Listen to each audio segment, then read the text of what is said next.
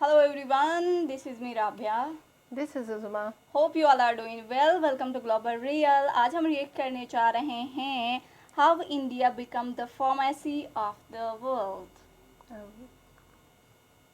तो देखते हैं कि क्या है इस वीडियो में. Here we go.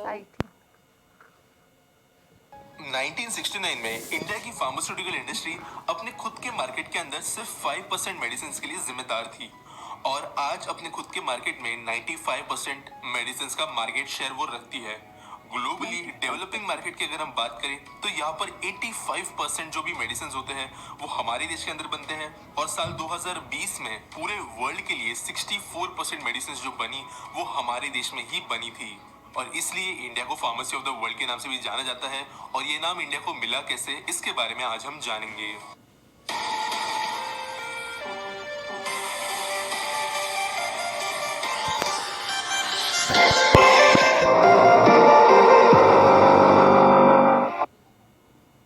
इस सवाल के जवाब को जानने के लिए हमें 20 साल पीछे जाना होगा। अभी फिलहाल इंडिया में मेडिसिन पर पेटेंट नहीं मिलते और कोई भी मोनोपोली किसी भी मेडिसिन मार्केट में नहीं दी जाती।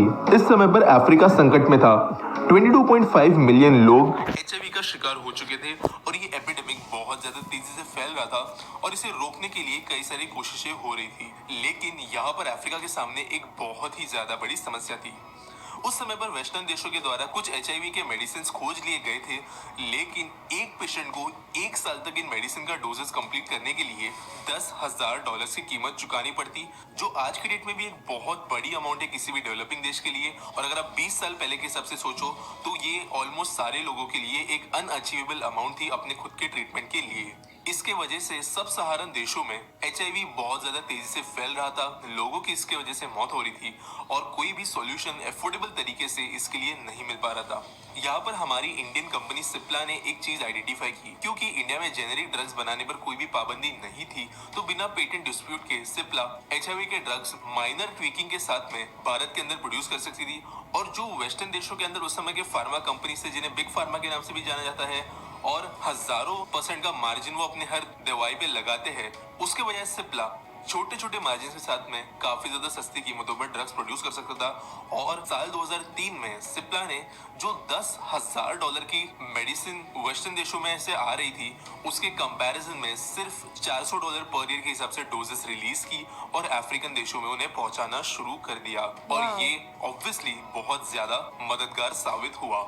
साल 2003 से लेकर साल 2008 तक सिर्फ और सिर्फ सिप्ला के मेडिसिन की वजह से अफ्रीका में HIV के केसेस 18 गुना कम हो गए और ये एक एपिडेमिक लेवल पे फिर बाद में नहीं रहा। इसके बाद में यूनाइटेड नेशंस की जो एड्स ऑर्गेनाइजेशन है, उनके डायरेक्टर ने पर्सनली अपनी स्पीच के दौरान ये कहा कि अगर सिप्ला नहीं होती तो $2 बिलियन का खर्च जो इस पूरे अफ्रीकन मिशन में खर्च हुए हैं, उसके बजाय उन्हें $200 बिलियन तक का खर्च करना पड़ता था और इसके लिए वो सिप्ला को धन्यवाद देना चाहते हैं। इन चीजों के बाद में इंडिया की फार्मा इंडस्ट्री पूरे वर्ल्ड के फोकस में धीरे धीरे आने लगी, क्योंकि केमिकल कॉम्पोजिशन, क्वालिटी कंट्रोल और उन ड्रग के इफेक्ट में कोई भी चेंजेस नहीं थे जो इंडिया में बनते थे और किसी और देश में। इसलिए डॉक्टर्स का भी पूरा भरोसा था इंडियन ड्रग्स पर। और बाद में जितने भी डेवलपिंग देश है, अंडर डेवलप्ड देश है और फिर कुछ डेवलप्ड देशों के अंदर भी इंडिया के ही फार्मास्यूटिकल इंडस्ट्रीज के द्वारा बनाए गए ड्रग्स को रिकमेंड किया जाने लगा और डॉक्टर्स और उनकी बॉडीज ने इसे काफी अच्छा रिकग्नाइज किया। यहाँ पर हमारे जैसे कुछ इंडियन कंपनीज ने एक टेम्पलेट क्रैक कर ली थी कि किस तरीके से शॉर्ट टर्म में किसी भी पर्टिकुलर ड्रग को लार्ज स्केल पर डिप्लॉय किया जा सकता है। यहाँ पर Sun pharmaceutical, Ranbaxy, doctor Reddy's laboratory, इन्होंने अपना इनिशियल रोड मैप कुछ इस तरीके से बनाया कि कुछ ऐसे डिजीजेस जो फिलहाल एपिडेमिक में है, बड़े स्केल पर फैल रही है, उनके लिए जो ड्रग्स अवेलेबल है वो बहुत ज्यादा महंगे हैं, ज्यादातर लोग उन्हें रीच भी नहीं कर सकते। ऐसे ड्रग्स को वो बनाए, उन्हें सस्ती कीमतों पर मार्केट में ले आए और उसके वजह से तेजी से उस मार्केट को कैप्चर कर ले। 21वीं सदी के पहले डेकेड में इन सारी कंपनीज ने ऐसी ही बीमारियों पर फोकस किया। मलेरिया, ट्यूबरकुलोसिस, हेपेटाइटिस, मीजल्स, इन जैसी एपिडेमिकली फैलने वाली बीमारियों के ऊपर हमारे देश ने कई गुना, इनफैक्ट कुछ केसेस में 40 से 50 गुना सस्ती ड्रग्स बनाई और बड़े पैमाने पर जहां पर भी एपिडेमिक्स फैल रहे थे वहां पर उन्हें पहुंचा दिया और वहां के लोगों को इंडियन ड्रग्स की वजह से रिलीफ मिला। ट्रस्ट बढ़ने की वजह से धीरे धीरे तो जो नॉर्मल बीमारियां होती है उनके लिए भी इंडियन कंपनीज के ड्रग्स को ही रेकमेंड किया जाने लगा और 2012 तक दुनिया भर की 133 देशों के अंदर हमारे देश के अंदर बने हुए मेडिसिन पहुंचने लगे थे। इस समय अच्छी इंडिया में बात है। वैक्सीन मार्केट भी डेवलप होना शुरू हो गया था। अब ऑब्वियसली 2010 से लेकर 2015 के बीच में फार्मा इंडस्ट्री अच्छी खासी डेवलप हो गई थी, लेकिन one of the biggest reasons कि हमारे देश के अंदर की वैक्सीन इंडस्ट्री इतनी ज्यादा बड़ी कैसी हो गई, इसके पीछे भी यूनाइटेड नेशंस का थोड़ा बहुत हाथ है।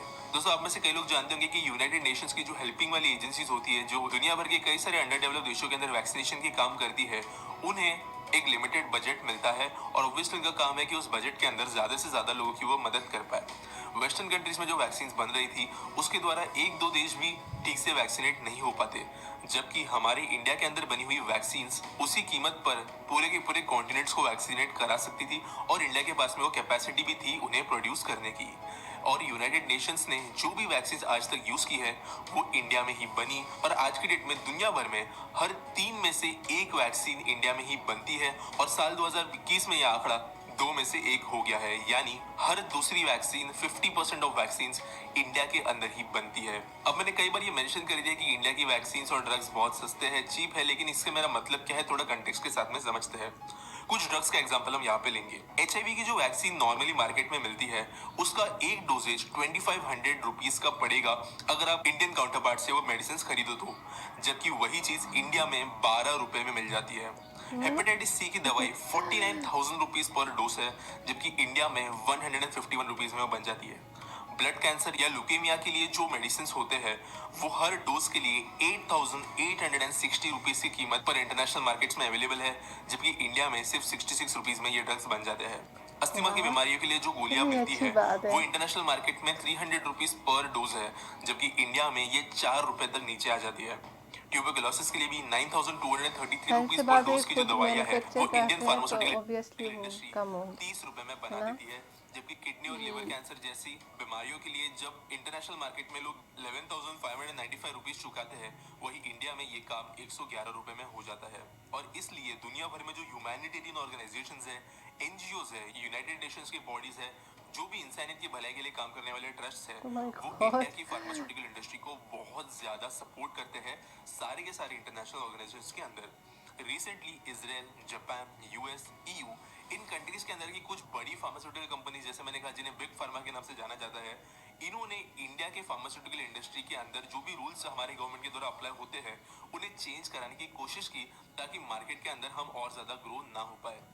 बेसिकली ये देश अभी कोशिश ये कर रहे हैं कि इंडिया के अंदर जो लॉज बनाए गए हैं patent related specially generic drugs के बारे में उन्हें वो चेंज ये कर हम पाए बहुत करते थे ताकि ना इंडिया का मार्केट शेयर कॉलेज कम और हो और अपनी स्कूल के महंगी ज़माने दवाइयां में। ये बाकी कंट्रीज दूसरे देशों में भेज पाए। इसके लिए कुछ बड़ी बड़ी कंपनीज ने लॉबिंग करने की भी कोशिश की है। आप में से जो लोग नहीं जानते कि लॉबिंग क्या होती है, तो जब प्राइवेट कंपनीज पॉलिटिकल ओह, पार्टीज को पेट्री लुभाने के लिए डिशेस पैसों का मैंने बहुत इस्तेमाल बनाए। करती है ताकि रूल्स और लॉज उनके हिसाब से चेंज किए जाए, तो उसे लॉबिंग कहा जाता है। कुछ देशों के अंदर ये लीगल भी होता है, US और यूरोप के देश भी इसके अंदर शामिल है। और ऐसे ही लॉबिंग करते हुए इंडिया की फार्मा इंडस्ट्री को पीछे ढकलने की कोशिश की जा रही है आज की डेट में। लेकिन फॉर्चुनेटली कई सारे बड़े बड़े ऑर्गेनाइजेशंस इंडिया के पीछे है। डॉक्टर्स विदाउट बाउंड्रीज, कुछ UN के ऑफिसर्स और जितने भी फ्रेंडली देश आज हमारे साथ में है, वो इंडिया को बैक करते हैं फार्मा इंडस्ट्री के अंदर और वो चाहते हैं कि मेडिसिन सस्ती ही रहे और बिग फार्मा कोई भी रूल इंडिया के खिलाफ पास नहीं कर पाए। इसके बावजूद इंडियन गवर्नमेंट में आज थोड़ा प्रेशर है कि वो थोड़े बहुत रूल्स चेंज करे अपने पेटेंट से रिलेटेड ताकि इंटरनेशनल मार्केट के अंदर उन पर कोई सैंक्शंस वगैरह ना लगे। लेकिन मोस्टली जो पर्पल सपोर्ट आज ये इंडिया को मिल रहा है और बैक्टीरिया स्पेशली 2021 बैक्टीरिया में है जो शायद। इंपॉर्टेंट रूल आज इंडिया का बन गया है पूरी दुनिया को हेल्दी रखने के लिए, उसकी वजह सैंपल्स से वो आने उठाए वाले हुए हैं। कुछ सालों तक तो बिल्कुल भी किसी देश के द्वारा हमें प्रेशर आते हुए नहीं नजर आएगा, बैक्टीरियल क्योंकि डिजीज, फिलहाल वही फंगल देश आज डिजीज, लाइन में खड़े हैं वायरल वैक्सीन लेने डिजीज। के लिए, दवाइयां लेने के लिए। इसके लिए रिसेंट में तो ये होना काफी ज्यादा मुश्किल है। आज इंडिया की फार्मास्यूटिकल इंडस्ट्री $50 बिलियन की वैल्यू रखती है और साल खत्म होने तक यानी 2021 दिसंबर तक ये अकेली इंडस्ट्री $70 बिलियन तक पहुंच जाएगी, ऐसा मार्केट एस्टिमेट लगाया गया है। पिछले ही साल कई सारी छोटी फार्मा इंडस्ट्रीज डबल या ट्रिपल भी बन गई है और इनके स्टॉक्स मल्टीबैगर बन चुके हैं कुछ कुछ सेक्टर्स के अंदर, और इसलिए और ज्यादा पोटेंशियल नजर आ रहा है इंडियन फार्मा इंडस्ट्री के बड़े होने में और इस तरह इंडिया बन गई फार्मेसी ऑफ द वर्ल्ड। वाह, ऑलराइट, बहुत अच्छी वीडियो थी एंड ऑब्वियसली वर्ल्ड के अंदर इतनी अच्छी इनकी काम है, तो आप बताओ क्या सोच रही हो? इसके लिए सोच रही मतलब देखें, जो कंट्री हर 3 इंजेक्शन में से एक बनाता हो पूरे वर्ल्ड में, तो वो कैसे नहीं हो सकती in future world number 1 pharmacy. तो जो अफ्रीका में जो डिजीज़ फैली थी, HIV इतने का, oh my महंगे God. यूरोपियन कंट्रीज इतना महंगा मेडिसिन उनको दे रहे थे, इंजेक्शंस पूरे एक ईयर में कवर करने के लिए $10,000 लगते थे, और वहाँ पे ये कंपनी आगे आ गया और चीप इतने- प्राइसेस में मेडिसिन उनको प्रोवाइड किए। तो मेरे ख्याल में इस कंपनी का मेन रोल है कि फार्मेसी में इंडिया को आगे लाने की। ऑब्वियसली फिर उसके बाद और आगे कंपनीज मेडिसिन बन गए। और एक और बात कि वहाँ पे जो दूसरे कंट्रीज़ में 2,000-3,000 के मेडिसिन मिलते हैं, वहाँ पे हंड्रेड्स में मिलते इनके हैं। यहाँ पे बहुत जहाँ पे कम हमें हंड्रेड्स cheap। में मिलते हैं, वहाँ पे उनको चलो tens में। इंडिया जाके मुझे लगता है इंडिया जाके मैंने अपनी एलर्जी का ट्रीटमेंट करवाना चाहिए वैसे। इंडिया में बहुत अच्छे हॉस्पिटल्स हैं। हाँ, सुना है। हेल्थ की जो ट्रीटमेंट है as compare to other countries, India में अच्छी है। सीरियसली हाँ, मुझे तो नहीं आइडिया, क्योंकि मुझे मैंने पता बिल्कुल भी है। मैंने पढ़ा नहीं, स्टडी नहीं इंडिया किया। के हॉस्पिटल्स में इलाज वगैरह बहुत अच्छी होती है। हाँ, वहाँ वो पे मेडिसिन वगैरह मूवीज में बहुत देखते हैं एक्सपेंसिव नहीं है एज हॉस्पिटल्स कम्पेयर बहुत टू अच्छी अदर होती है। कंट्रीज। और इसमें एक और बात बताई गई कि देखें, दूसरे जापान और दूसरे कंट्रीज इनके पीछे पड़े हुए हैं कि ये लोग आगे ना जाए। जाहिर सी बात है, हसद होती है हर जगह पे ना, चाहे वो छोटे लेवल की हो चाहे वो बड़े लेवल की हो, हसद तो होती है। चाहे स्कूल में हो, चाहे कंट्री की हो, चाहे फैमिली में की हो, फैमिली चाहे की और friends, रिलेटिव्स की हर हो, जगह होती है। वगैरह। जाहिर सी बात है, जापान एक बहुत हाँ, डेवलप्ड कंट्री वेल है, डेवलप्ड कंट्री है, और तो अगर जाहिर सी बात है। उसके कम्पिटेटिव उससे आगे निकल रहा तो ऑब्वियसली हसद होगा ही होगा। वो चले। कोशिश करेगा कि ये कंट्री हमसे आगे ना निकले। हाँ, ये बात तो तुम ये सही तो कह हर रहे हो। जगह पे है। चलिए जी, जिनके पास अच्छी अच्छी वीडियोस हैं हमें रिकमेंड कीजिए। ऑब्वियसली कमेंट हमें में हॉस्पिटल्स के बारे में नहीं पता, तो हो सकता है आपके वहाँ पे बहुत अच्छे अच्छे हॉस्पिटल्स हो, और उसके बारे में कोई मैं भी वीडियो हमें। हाँ, हाँ। हॉस्पिटल से रिलेटेड कोई वीडियो अगर आप लोगों के पास है तो हमें सजेस्ट कर दें, हम उस पर रिएक्शन देंगे। जिसने भी वीडियो हमें रिकमेंड सजेस्ट किया था, कमेंट किया था इस वीडियो को, थैंक यू सो मच। और अपना बहुत सारा ख्याल रखिएगा, हमें ऐसे ही सपोर्ट करते रहिएगा। आप लोगों ने बहुत अच्छी हमें सपोर्ट दी है, तो do like, comment, share and subscribe our channel. तो मिलते हैं अगले वीडियो में, तब तक के लिए हमें इजाज़त दीजिए।